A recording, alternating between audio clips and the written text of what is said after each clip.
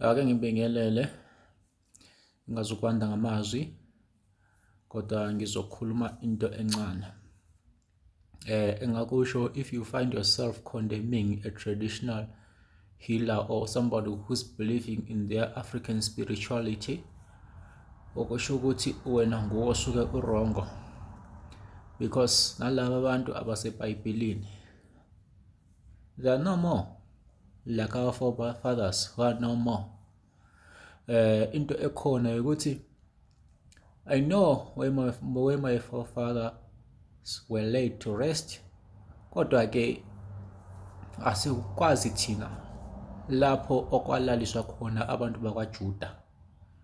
Angeke ispirit sakwaJuda sibe sizongena kuwe wena ungumuntu omnyama ngoba awuhlobani nawo. So into esicela kini nina enikholelwayo kubo Davida nakubo Moses. OMoses babeyenza ama-rituals, babehlabela inkosi zabo. Wena ungabe wehlulwa yini manje ukuyihlabela inkosi yakho? Wehlulwa yini ukubana uyenzela amasiko abantu bangakini abalele?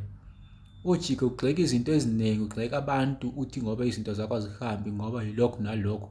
Kanti-ke ulahlekile esikweni, washiya indlela yakini wasuka wathatha indlela yabantu ongabazi.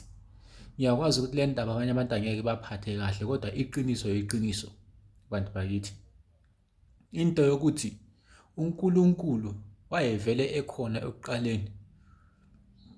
uNkulunkulu uvele ekhona kuma-Afrika.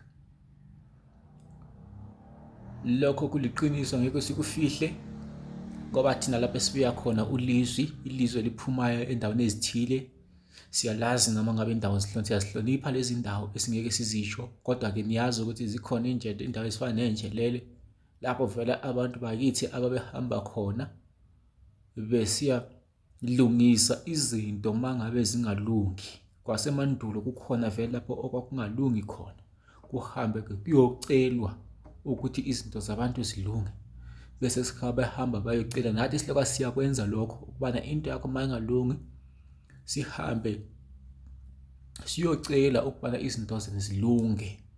Nalapho uma ngabe sokwenzeka izifo ezingacaciyo endaweni, siye sihambe thina siyobika ukuthi cha, sekukhona izifo ezithile esingazazi ukuthi zingabe ziyizifo zini. Ilizwi sizobuya nalo, sibuye futhi silitshela abantu ukuthi cha, sihambile babe bafika basithi abantu abadala basitshele bathi okwenza lokhu yikuthi nokuthi. Bade silungise lapha nalapha, sihambe silungise izinto zibuye zilunge. Sasingenakho noma ngithi namanje asinakho thina ukugxeka esisizwisisayo isintu sethu. Ungayi ngoxuku lwabantu, iyawona ngokuthi inhliziyo yakho ithini ekwenzeni into zakho, uzobona izinto zakho zihamba kahle. Ngike ngasho kwelinye lamavidiyo ngathi kufanele wena uma ungumuntu uzithembe. Kubalulekile ukuzithemba muntu wakithi, nokubana uthembele entweni esuka sikunikeza sona, ngoba lezi zinto esuka sikunikeza zona izinto esikwaziyo ukuthi ziyaphilisa. So sithi bantu bakithi, ukuze uphile kudingeka nawe ukholo lwakho ungangabazi. Ukungabaza kuyayilimaza into ey'ningi, uthole ukuthi sonhlanhlatha. Abantu abaningi banhlanhlathisiwe namhlanje ngendaba yokuthi zikhona indaba abazilalelayo bese bezithatha lezo ndaba bazifake ey'nhliziyweni zabo, bathi bethatha indaba ezingayisizo bazifake ey'nhliziyweni zabo, bashiye indaba eziyizo eziqondile. Into uma ingahambi kahle empilweni yakho iyabikwa, ilungiswe. So ngokunjalo-ke kusukela namhlanje bantu bakithi, yazini okunye nokunye ukuthi into uma ungayizwisisi kumele ubuze ukuze uyizwisise, iqondiswe lapho kumele iqondiswe khona. ngoba kukhona ukuthi mhlawumbe kuyenzeka ama-problems noma ngithi amaphutha ngesintu.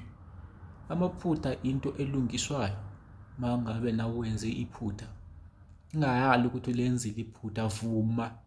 Yikho kuthiwa uma ngabe mhlawumbe unesifo esingalapheki emzimbeni wakho okwesikhathi eside, noma uthola ukuthi awuhlaliseki ekhaya lakho ukuze uyelapheke, ufanele uvume wonke amaqiniso osuke uwazi ukuze uyelapheke.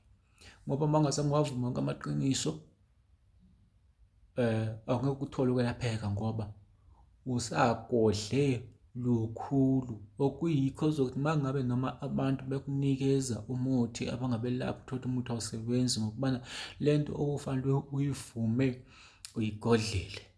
Kuyafana lapho uma ngabe siyakhipha into ekhona ekhaya lakho, asingeke thina sikwazi ukuyikhipha wena ungavumanga. Ufanele uvume nokuthi wayithatha kanjani, wayithatha ufuna ukwenzani ngayo. Kodwa uma ungakuvumi lokho, thina asinawo amandla sokuthi lento singakukhipha kiyo sikukhulule kiyo. Ngisithi bantu bakithi, philani ngalolu suku nanamhlanje. NguDlozi Khulu okhulumayo, otholakala ku-083 2066 954. Libe nosuku oluhle, libe namaholiday we-Easter amahle.